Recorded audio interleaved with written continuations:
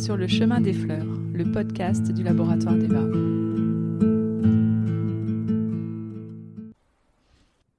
Bienvenue sur le chemin des fleurs, le podcast du laboratoire d'Eva, une histoire entre l'homme et le végétal. Il s'adresse à tous les amoureux de la florithérapie et à tous les chercheurs de mieux-être émotionnel. Sur le chemin des fleurs, le podcast des émotions pour exprimer le meilleur de soi. Je suis Céline, attachée à faire connaître le laboratoire d'Eva depuis plus de 15 ans, animée par ses valeurs et son engagement au service du soin émotionnel. Dans cette première saison, nous vous emmenons avec Corinne dans les coulisses du laboratoire d'Eva, à la rencontre des préparateurs et des cueilleurs. Un épisode sur la méthode originelle du Dr Bach. On chemine avec Anne-Yvette Pérard qui va nous raconter l'infusion solaire, mais aussi le dérèglement climatique et ses conséquences sur la cueillette. Anne-Yvette a l'allure d'une fée, et comme toutes les fées, elle a su transformer une terre en un merveilleux jardin en Ardèche. Alors donc je m'appelle Anne-Yvette Pérard, je collabore avec le laboratoire d'Eva. Alors ça dépend de ce qu'on appelle collaborer, parce qu'au début, quand on entre dans l'équipe, on ne fait pas des tonnes d'élixir, on vient voir, on en fait 1, 2, donc on va dire entre 15 et 18 ans. Tu vas nous parler de la méthode du Dr Bach. Alors, on mentionne souvent selon la méthode originale. Quelle est cette méthode ? Alors, cette méthode, c'est la méthode de l'infusion solaire. En fait, jusque-là, quand on récupère l'énergie d'une plante, on va le faire par exemple en la mettant dans l'alcool, ou bien en la mettant dans l'eau bouillante ou frémissante, ou bien en décoctant, en faisant bouillir.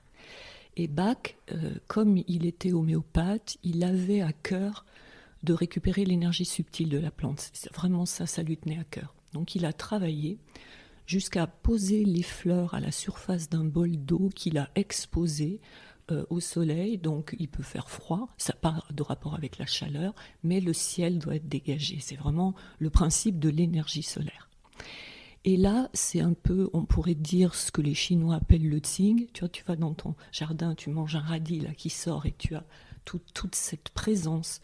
Et le même radis, tu le laisses 2 jours chez toi, c'est toujours un radis, si s'il est bio, il est toujours bon, mais le Tsing, cette énergie subtile, elle est quand même un peu estompée.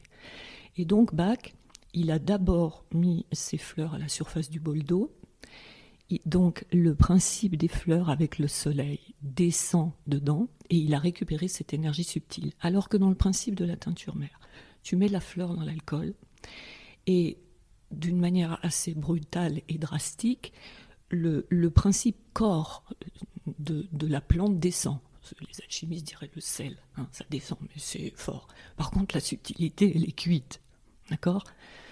Là, on est plus dans le côté subtil, on récupère plus le côté subtil, puisque la florithérapie s'adresse aux émotions, à l'esprit humain, plus qu'à des dommages corporels ou des pathologies, bien que, bien sûr, des pathologies peuvent être générées par l'esprit ou l'émotion. Donc ça, pour lui, qui était homéopathe et qui, avec la dilution et la dynamisation, cherchait à atteindre un niveau plus subtil, il a mis au point cette méthode. Donc une fois que cette eau florale est prise, on va la fixer à 50% avec de l'alcool pour obtenir un élixir mère. Et donc, ce faisant, on va distinguer le fait de prendre ce qu'on veut de la fleur et la fixation. C'est distinct. Alors que dans la teinture mère, elle descend en extrait, c'est fixé quand c'est dans l'alcool, ou bien dans l'ébullition, ou dans... Voilà. Alors ça, c'est vraiment sa création, c'est vraiment ce qu'il a trouvé, c'est vraiment la méthode originale. Ensuite, Bach vivait en Angleterre. Il a trouvé des fleurs très précoces qui pouvaient être intéressantes, et notamment les fleurs d'arbres ou les bourgeons. Et il n'y a pas toujours le ciel clair, etc. Donc il y a certains élixirs qu'il a fait en ébullition, mais global, ça c'est pas une nouveauté. Si tu me demandes quelle est la méthode originale, c'est l'infusion solaire. Il y a des élixirs traditionnellement qui se font en ébullition. Nous, on continue à les faire, mais c'est pas ce que j'appelle moi la méthode originelle, si tu veux. Alors en ce qui concerne l'ébullition, il y a des, tout le monde disserte autour de Bach. Il y a peu d'écrits, il y a les conférences, les livres, mais d'abord il a un petit peu bougé parce que lui il a avancé dans sa pratique, et puis aussi ensuite les contemporains ont un petit peu brodé, tu vois, sur le sujet. Par exemple, Julian Barnard, qui est quelqu'un de très intéressant sur les contemporains, dit qu'il y a une parenté en cette souffrance de la plante qui boue, là, qui devient marron, qui voilà. D'autres ont une autre vue. Certains disent que l'ébullition a un but et l'infusion solaire un autre. Enfin, je te passe tous ces détails, mais si tu me poses la question, la méthode originale, c'est l'infusion solaire. Est-ce que pour les contemporains, vous utilisez la même méthode ? Exactement la même méthode, oui. Alors pour les contemporains, encore plus si tu veux l'infusion solaire, puisque là il n'y a pas d'indication de Bach qui aurait dit que telle plante on la fasse par ébullition. Donc du coup, là l'infusion solaire a encore plus de champ. Comment ça se passe ? Vous allez cueillir une fleur. Est-ce que tu peux expliquer ce processus avant de la faire infuser ? D'accord. Donc la fleur, les fleurs que nous travaillons sont des fleurs qui ont déjà été repérées par la recherche, expérimentées et dont nous connaissons l'action. Donc on sait qu'on va avoir besoin de telles fleurs, je ne sais pas, pour la confiance en soi ou pour etc. Donc on sait déjà, on ne va pas dans la nature en se disant tiens on va regarder, c'est pas une méthode alchimique de cueillette, on sait ce qu'on veut demander et après il va falloir un certain nombre de conditions absolument incroyables puisque les 4 éléments sont là. On a l'eau qui est capitale dans l'infusion solaire, on a le feu à travers le soleil, la terre évidemment, l'endroit où on va ramasser et l'air. Donc on a vraiment, il faut que ces 4 éléments soient là. Au niveau de l'eau, vous prenez de l'eau de source ? Alors, au départ, quand on a commencé, on prenait de l'eau de source. Comme on est quand même sujet à des contraintes de contrôle, etc., on a dû se fédérer autour d'une eau qui a été choisie pour sa résistivité, pour son absence de polluants, etc., pour sa pureté. C'est une eau peu minéralisée et on est en consensus autour de la rosée de la reine. Quand tu dis les 4 éléments doivent être réunis, donc toujours pareil, il doit faire très beau, le ciel dégagé, aucun nuage. Voilà. Alors si un petit nuage arrive, pas de problème, si c'est des nuages qui transitent, qui cachent jamais le soleil. Mais si à un moment donné un amas nuageux arrive, masque complètement le soleil pour un temps, là le bol est remis à la terre. Alors si tu as les nuages arrivent et ton bol a déjà macéré 3 heures, c'est à discuter. Mais si c'est au début, enfin assez rapidement au début de la préparation, le bol est remis à la terre et on recommence. Et voilà, des fois les météos de printemps qui sont assez chaotiques, on a des surprises, quoi. Est-ce que vous avez déjà testé d'autres... l'infusion solaire, on a compris, ça fait partie des contemporains, mais vous avez déjà testé aussi ces contemporains avec d'autres principes, comme tu nous as dit ? Alors, d'autres principes, tu veux dire, par exemple...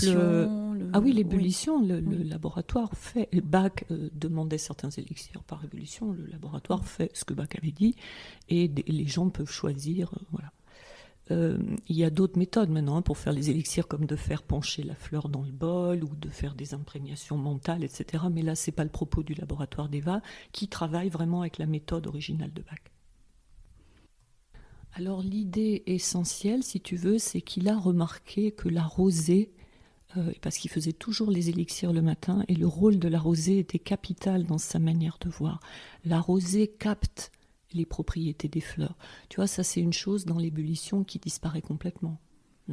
La rosée, quand la fleur est encore, tu vois, avec tous les phénomènes qui produisent la rosée, on a cette captation. Et ça, c'est ça qui lui a donné fondamentalement l'idée de l'eau et l'idée de cette captation de la subtilité. Est-ce qu'on peut parler de la rosée comme d'un réveil de la nature ? C'est au petit matin ? Alors, c'est pas seulement un réveil de la nature, c'est aussi un processus. Par exemple, les anciens alchimistes ramassaient la rosée avec des draps pour que cette eau puissent être utilisés dans leur préparation, comme ils utilisaient les eaux d'orage qui étaient complètement magnétisées et qui ne prenaient jamais de mousse. Si tu mets de l'eau de source dans une bouteille, au bout d'un mois, tu vas avoir des mousses et des dépôts. Si tu mets une eau d'orage dans une bouteille, tu n'auras pas ça. Et pour la rosée, c'est pareil. C'est des eaux qui viennent d'un processus naturel. Et tu vois, qui ne sont pas des eaux de pluie qui ont ramassé, par exemple, quand on ramasse l'eau d'orage, ce n'est pas le propos des élixirs floraux, mais c'est pour faire comprendre le processus. On laisse laver le ciel et c'est au bout du 3 ou 4e orage qu'on prend cette eau magnétisée. Pour la rosée, le fait de ramasser ce qui a été produit par la terre est une eau d'une grande subtilité.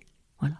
C'était son propos de comment arriver à prendre. Il avait conscience que prendre le corps, c'est très facile. Prendre dans l'homéopathie, par exemple, ce qui amène la subtilité, c'est le processus de dilution, dynamisation. Et lui, il cherchait d'aller la prendre à sa source sans que l'homme intervienne dans un processus. Le plus pur possible. Oui, le plus proche de ce que la nature, de l'interaction de la nature avec l'entièreté des éléments. La terre, le feu, l'eau, voilà. Comment je peux prendre ça ? Qu'est-ce que tu pourrais rajouter sur la méthode de Bach ? Comment on pourrait la qualifier ? Moi, il y a une chose qui me frappe, c'est la lente descente dans l'eau des propriétés subtiles de la fleur.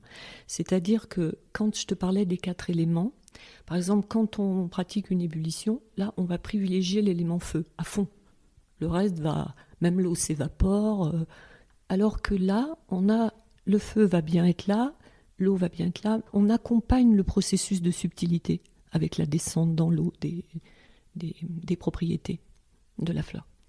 Voilà, ça, c'est qu'il n'y ait pas de rôle accru du processus chaleur par rapport aux autres éléments.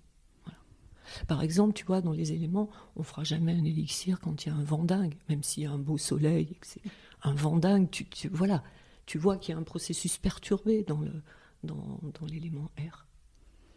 Bon, la terre, je t'en parle pas parce que, évidemment, on ne va pas accueillir dans un environnement pollué où plein de gens passent. Enfin, voilà, la terre, elle est libre, propre, présente. Voilà. Donc ça, c'est l'élément qui vient le plus spontanément à l'esprit, quoi. Mais le processus chaleur, là, il est vraiment doux, réparti. Et si tu fais l'expérience, par exemple, un élixir de pivoine, tu mets la pivoine à la surface du bol d'eau, 3 heures après tu goûtes, c'est de la pivoine pure. Parce que tu reconnais dans les plantes, par exemple, à l'huile essentielle ou à parfum, là, tu vois vraiment le processus. C'était un alchimiste, Bach. Alors bon, il y a eu beaucoup de... Je ne sais pas, personnellement, j'ai lu et j'ai étudié. On ne sait pas, il y a des supputations sur ce qu'il dit et tout. En tout cas, en tant qu'homéopathe et en tant que grand observateur de la nature, observateur des signes de la nature, de ce qui se passe dans la nature, sa méthode vient vraiment de l'élaboration et de sa vue interne profonde. Dans la charte des préparateurs-cueilleurs, plusieurs règles sont inspirées de Steiner et de l'anthroposophie. Peux-tu nous expliquer en quoi ça consiste et ce que ces principes impliquent pour vous ? Je peux t'expliquer. L'anthroposophie, c'est un sujet extrêmement vaste. C'est le fondateur, c'est donc Rudolf Steiner. Son domaine d'action est tellement grand, ça va de l'éducation à l'agriculture, en passant par les abeilles. Bon, voilà. Dans ce que nous retenons ici, c'est le rapport de la plante à l'homme. Le rapport de la plante à l'homme chez lui est capital. Le rapport de la plante à la nature est capital. Et nous, par exemple, au départ, on utilisait le calendrier biodynamique, puisque le calendrier lunaire a été fait après pour simplifier et expliquer. Mais tout vient à la base du calendrier biodynamique, dans la cueillette, où on va éviter, comme je te disais, les jours de périgée où la lune s'approche de la Terre, et les jours où il y a des nœuds lunaires, les nœuds du dragon, le nœud ascendant et descendant, qui sont le moment où l'elliptique va être croisé et qui va également produire cette espèce de frétillement énergétique dont on a parlé tout à l'heure, qui peuvent être des moments de perturbation. Donc ça, c'est astronomique. Et lui, il s'intéressait énormément au rapport qu'entretiennent les planètes avec les plantes, les planètes avec les hommes. Et sa culture symbolique est énorme. Comme il a énormément légué à l'agriculture à travers la biodynamie, qui fait par exemple des composts, où alors c'est les préparations qui sont intégrées dans le compost sont des préparations préparées à certains moments planétaires. C'est vraiment une alchimie qui serait trop long de développer ici, mais ce qu'on peut en retenir, c'est qu'il a légué ces rapports de l'homme avec le cosmos, qu'on ne peut pas chanter ce rapport-là. D'où l'usage du calendrier biodynamique et de ces moments au moins évités. On peut aller plus loin, hein. Par exemple, la Lune va traverser des constellations d'air, de terre, d'eau, etc. Et nous, pour ce qui nous intéresse, on ne va pas prendre la Lune, enfin, si on veut, hein, on ne va pas prendre la Lune en constellation de terre où on va ramasser les racines, ni en constellation d'eau où on cueille les feuilles, mais en constellation d'air où on cueille les fleurs. Voilà. Donc vous mêlez à la fois... Alors ça, si tu veux, juste pour te dire, c'est pratiquement du domaine de l'impossible parce que déjà, tu évites les nœuds, les périgées. D'accord ? Il faut qu'il fasse beau, il faut que le préparateur soit disponible, il faut que la fleur soit à maturité. Donc t'imagines, mais quelquefois, quand ça tombe là où qu'on peut y aller, alors on monte le degré de subtilité de la plante. Voilà. Mais ça, le laboratoire d'Eva ne nous demande pas d'aller jusque-là, si tu veux. Mais comme tu me demandes les rapports avec la biodynamie, voilà, Steiner, dans le calendrier lunaire, tu peux semer ou cueillir tes racines lorsque la Lune est en constellation de terre, semer ou cueillir des plantes dont on prend la feuille, etc. Comme je ne connais pas du tout les dates de naissance de Steiner, il était contemporain de Bach. Ils sont de la même époque, oui. Mais ce qui est intéressant, c'est que vous utilisez la méthode de Bach originelle pour l'infusion et en plus... Vous essayez de suivre la biodynamie. Oui, parce que les bases. Parce que Bach, sans parler de biodynamie, etc., fait référence plusieurs fois à ces relations de la Terre, du cosmos, etc. Voilà. Est-ce que l'évolution climatique joue en votre faveur ou défaveur ? Cette évolution climatique perturbe énormément nos repères. C'est-à-dire la connaissance qu'on avait des floraisons à tel moment. On a par exemple des fleurs d'arbres qui fleurissent un mois avant. Enfin, voilà, il faut qu'on s'adapte à ce réchauffement sans cesse. Une réflexion qu'on s'était faite concernant l'ébullition, c'est que avec ce réchauffement climatique qui fait que finalement, quelquefois les printemps sont plus chauds, etc. La méthode de l'ébullition qui venait prendre ces plantes où il n'y avait pas encore assez, devient un petit peu caduque si on la regarde uniquement du point de vue de prendre au bon moment de printemps avancé, elle devient caduque. Et en plus, il y a aussi cette utilisation des énergies fossiles, puisque quand tu fais bouillir ton eau, voilà, tu utilises des énergies fossiles, on voit que tout dans l'évolution du monde se dirige vers... voilà. Donc peut-être il faudrait prendre, je ne sais pas, des fours solaires ou quoi, mais on a l'impression que l'infusion solaire va gagner du terrain avec l'évolution climatique. Donc il y a deux choses. Il y a le fait que ça perturbe nos repères. Il y a ça avec les énergies fossiles. Et la troisième chose, on pourrait dire, et tu me disais, est-ce que ça nous avantage ou pas ? Alors sur certaines plantes de chaleur, elles se développent, c'est bien, mais toutes les plantes d'humide et elles ont tendance à moins fleurir, à être moins disponibles. Et puis il y a aussi tout le rapport qu'il peut y avoir à l'environnement, même si nous on cueille soit en sauvage, soit complètement en bio, il y a quand même un rapport dans l'environnement. On ne peut pas être exempté de l'environnement général, quoi. Pour finir, immergé dans la beauté, est-ce que tu peux nous parler de ton merveilleux jardin ? Alors oui, c'est vrai, il faut parler un petit peu du jardin. Alors c'est mon jardin et c'est un jardin d'Ardèche dans une zone qui est loin de toute habitation, au milieu des forêts. Et c'est aussi le jardin de Deva et c'est aussi le jardin de deux associations qui s'appellent Esprit des Fleurs et Nombril de Vénus où Les personnes peuvent venir apprendre quelque chose sur le végétal ou juste se réjouir de toute cette beauté. Alors je voudrais vous le faire toucher de l'œil. Donc on ouvre la barrière. À gauche, il y a les grands hémérocalés oranges et là, hop, on rentre sur la première grande terrasse parce que c'est un jardin qui est construit à l'ardéchoise en 3 terrasses cernées de petits murs de pierre. Alors sur cette terrasse, les plantes se touchent toutes, elles se ressèment comme elles le veulent. Puis de temps en temps, d'un doigt de fée, je mets un tout petit peu d'ordre. Un tout petit peu d'ordre.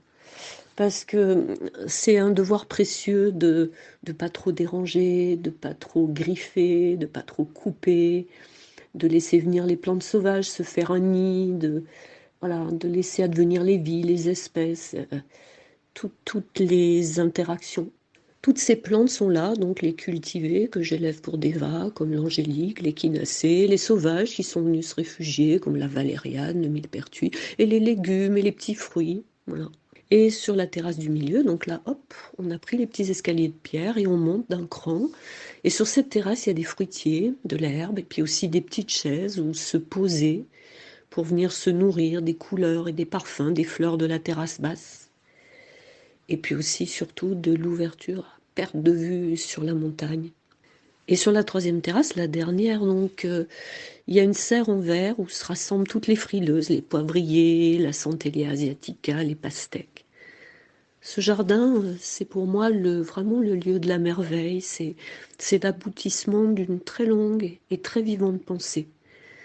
À l'abri de ses murs, il est là, il est parsemé d'autels à insectes, il est équipé de récupérateurs d'eau, il est entièrement paillé de chanvre et de miscanthus, et il est envahi par des dizaines et dizaines d'espèces de papillons, de coléoptères, de petites abeilles sauvages, d'abeilles charpentières, etc.